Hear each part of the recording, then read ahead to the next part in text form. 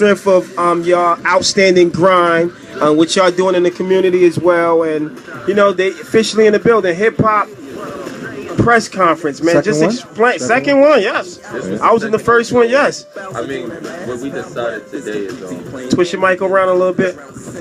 what we decided today was we're gonna actually make it annual. Technically, there was 2 this year, but people felt like, I guess, the energy and just the difference and the short time frame. It's only been 3 months since the first one. The first one we put together in 30 days, so this one we did in 3 months.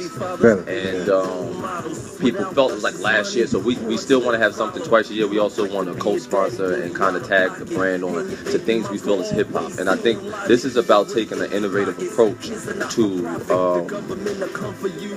reestablishing and reiterating what hip hop is, because it's not rap, and adults now are allowing like pretending as if there shouldn't be. It's not that we got to be against everything or one thing in particular, but we all know that when corporate America was allowed to buy multiple networks, what was happening. And we also understand that when you have 30% of the African American urban community not being raised by even sensible parents, and that just means a lot of times they don't know anything. Right. You know, and we got to call it for what it is, and we got to hold people accountable for what it is. So it's bigger than we addressing. This right here is not just for costume and style. Like, you know what I'm saying? I'm in like that mode. We addressing. I always say I stand behind Martin Luther King, but more like Malcolm X. You know, Holla, that's how I was, we're bro. going against a culture here, and I think that God has blessed me to do a lot of stuff that I'm kind of obligated to be like, yo, I gotta be an example of what my life is, not what the industry or people who become icons of hip hop, which are really rappers like Lil Wayne. It's nothing against him, but he's a brand and an icon, so we reserve the right to address it. And to say that he's not a poster child for African Americans, and if he doesn't want to be a role model, well, there's people in hip hop that's come a path that want to. And hip hop is about all 5 elements. Let's remind them of that. And hip hop was never dumb.